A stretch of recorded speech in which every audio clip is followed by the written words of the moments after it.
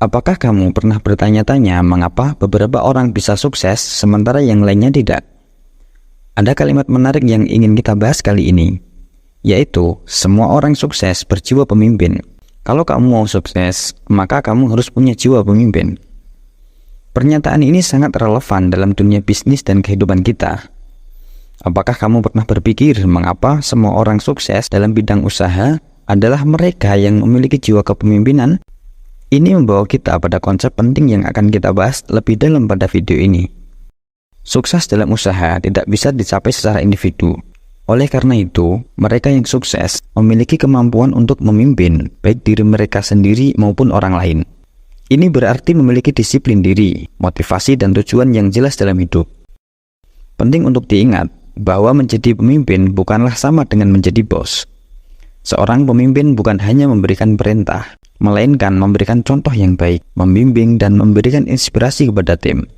Contohnya dalam hal bisnis, kita bisa lihat sendiri, rata-rata semua orang yang sukses dalam bidang usaha adalah mereka yang tidak bekerja sendirian. Mereka bekerja sebagai tim yang solid. Jarang sekali kita lihat ada seorang yang bekerja sendirian namun bisa sukses dan kaya raya. Seorang penjual bakso misalnya, Anda bisa lihat penjual bakso mana yang bisa sukses dan kaya, namun dia berjualan seorang diri. Semua penjual bakso yang sukses, pasti mereka bekerja sebagai tim. Ada yang bagian memasak, ada yang bagian kasir, dan ada yang bagian marketing. Dan sebagai ownernya, Anda harus siap memimpin itu semua. Pada suatu saat saya pernah semobil dengan guru saya. Saat itu kami sedang mencari tukang potong rambut. Di tengah obrolan kami, guru saya berkata, tukang cukur rambut itu sulit untuk bisa sukses. Dalam hati saya bertanya, loh kenapa? Lalu guru saya menjelaskan, karena tukang cukur rambut itu bekerja sendirian. Artinya, dia hanya menukarkan tenaganya untuk dibayar. Jadi dia hanya akan mendapatkan uang jika dia memotong rambut. Kalau tidak, maka ia tidak akan mendapat uang. Kalaupun dia bekerja, rata-rata tukang cukur rambut itu hanya mampu memotong rambut maksimal 25-30 orang per hari. Dan itu sudah sangat melelahkan. Artinya, bayaran yang dia terima akan mentok segitu. Itu pun kalau dia sendiri sehat. Nah, kalau dia sakit dan tidak bisa bekerja, yang terjadi adalah dia tidak akan mendapatkan penghasilan pada waktu itu. Berbeda dengan salon. Kalau salon itu ada potensi untuk menjadi besar dan sukses. Kenapa? Karena salon itu bekerja sebagai tim. Yang bagian motong sendiri, yang bagian kasir sendiri, dan yang dijual tidak sekedar jasa potong, namun termasuk jual produk-produk yang berhubungan dengan rambut. Dan kadang-kadang ownernya tidak terjun langsung, tapi dia yang memimpin karyawannya. Dia yang bertanggung jawab untuk memajukan salon dan mensejahterakan karyawannya. Jadi kembali lagi ada unsur kepemimpinan dalam hal tersebut. Contoh yang kedua adalah dalam bidang olahraga. Mungkin kalian pernah ingat pertandingan antara Real Madrid melawan Manchester City pada leg kedua semifinal Liga Champions tahun 2022. Pada waktu itu Real Madrid kalah 4-3 di leg pertama. Dan pada pertandingan leg kedua ini, Real Madrid tertinggal 1 gol di menit 73. Mungkin kalau kaptennya tidak berjiwa pemimpin, pastinya Real Madrid hanya akan menunggu berakhirnya pertandingan dan menerima kekalahan. Karena dalam waktu 17 menit, Real Madrid harus memasukkan 3 gol ke gawang Manchester City kalau ingin menang. Dan itu sangat berat sekali.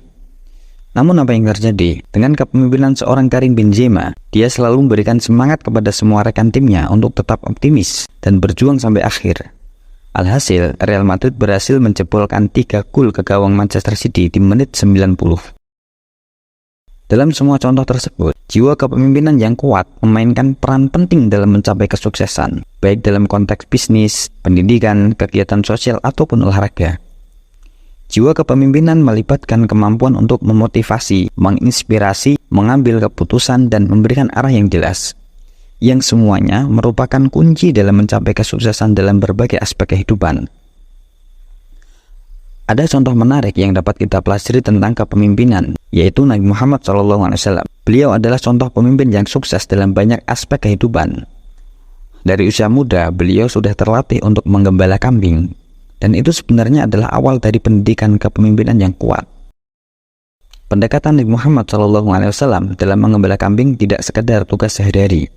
Itu adalah kesempatan bagi beliau untuk mengasah keterampilan kepemimpinan. Beliau belajar untuk merawat dan melindungi kambing-kambingnya, memastikan mereka mendapatkan makanan dan air yang cukup, serta menjaga dari bahaya.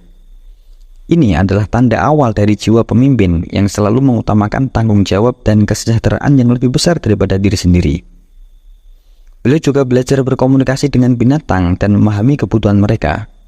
Semua ini adalah dasar-dasar kepemimpinan yang akan beliau terapkan dalam peran berikutnya.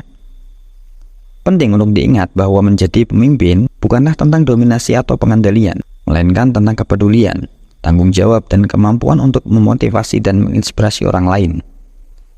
Nabi Muhammad SAW adalah contoh yang nyata dari seorang yang memimpin dengan hati dan bijaksana. Sebagai pemimpin, Nabi Muhammad SAW juga memimpin dirinya sendiri dengan keteladanan. Beliau menjalani kehidupan yang tulus, jujur, dan penuh dedikasi. Ini adalah contoh bagaimana kepemimpinan dimulai dari diri sendiri sebelum memimpin orang lain. Selain itu, Nabi Muhammad SAW juga merupakan pemimpin dalam keluarganya. Beliau menjaga dan melindungi keluarganya dengan penuh kasih sayang, menjadi teladan yang baik bagi anggota keluarganya dalam menjalani kehidupan yang penuh kebajikan dan kebaikan. Namun yang paling penting, Nabi Muhammad SAW adalah pemimpin bagi umatnya. Beliau memandu dan memberikan bimbingan kepada umatnya dalam berbagai aspek kehidupan, dari agama hingga sosial, dari etika hingga ekonomi. Contoh kepemimpinan Nabi Muhammad SAW yang paling sukses adalah mengembangkan umat Islam dan penyebaran ajaran Islam di seluruh dunia. Beliau memimpin dengan tulus dan menginspirasi jutaan orang untuk mengikuti ajaran Islam. Salah satu contoh terkenal adalah hijrah. Ketika Nabi Muhammad SAW dan para pengikutnya meninggalkan Mekkah menuju Madinah untuk melindungi agama mereka. Ini adalah contoh bagaimana seorang pemimpin harus mengambil tindakan yang sulit demi kebaikan bersama. Nabi Muhammad SAW juga mendidik umatnya tentang keadilan, perdamaian, dan cinta kasih. Beliau menunjukkan bagaimana konflik dapat diselesaikan dengan cara damai dan adil. Kepemimpinan Nabi Muhammad juga tercermin dalam perannya sebagai pemimpin militer yang cemerlang.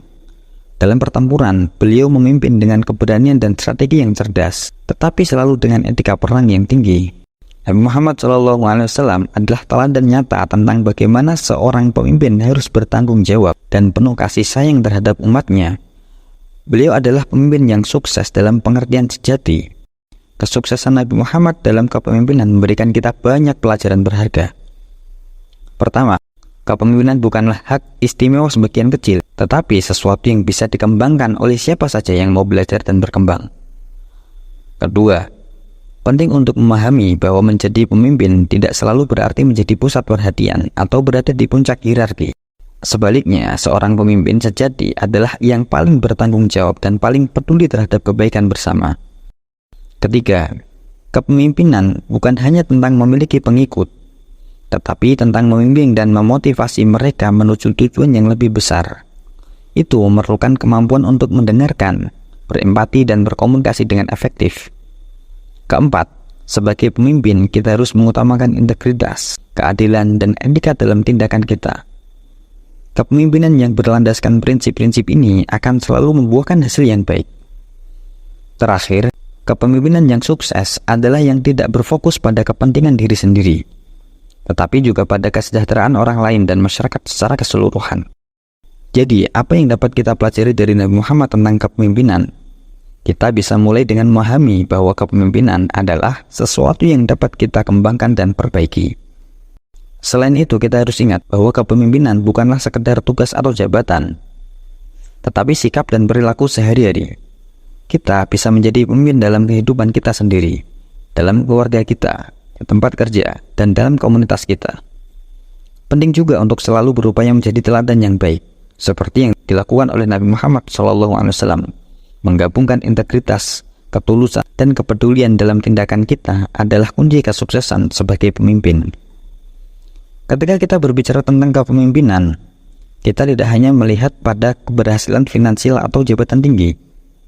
Kita harus mengukur keberhasilan kepemimpinan dari dampak positif yang kita ciptakan dalam kehidupan orang lain dan masyarakat. Kepemimpinan adalah tentang mewujudkan visi, memotivasi orang lain, dan membawa perubahan yang positif dalam dunia ini. Dengan memahami konsep ini, kita dapat mencapai kesuksesan sejati dalam kehidupan. Kita juga dapat mengambil inspirasi dari kepemimpinan Nabi Muhammad yang berfokus pada pelayanan kepada umat dan keselamatan bersama. Itulah inti dari kepemimpinan yang sukses. Jadi, apakah kamu memiliki jiwa pemimpin? Jika tidak, jangan khawatir, karena kepemimpinan bisa dipelajari dan dikembangkan. Jadilah seorang yang bertanggung jawab, peduli dan siap memimpin dengan teladan. Terakhir, mari kita selalu berusaha untuk menjadi pemimpin yang membawa perubahan positif dalam hidup orang lain dan dunia ini. Ingatlah bahwa sukses sejati adalah ketika kita memberikan lebih daripada yang kita ambil. Semoga video ini memberikan wawasan dan inspirasi tentang kepemimpinan yang sukses. Terima kasih telah menyaksikan, dan jangan lupa subscribe channel ini agar Anda bisa mendapatkan video inspiratif lainnya.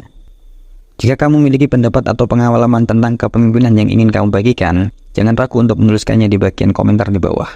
Kita bisa belajar satu sama lain dan tumbuh bersama sebagai pemimpin yang lebih baik. Sampai jumpa di video berikutnya.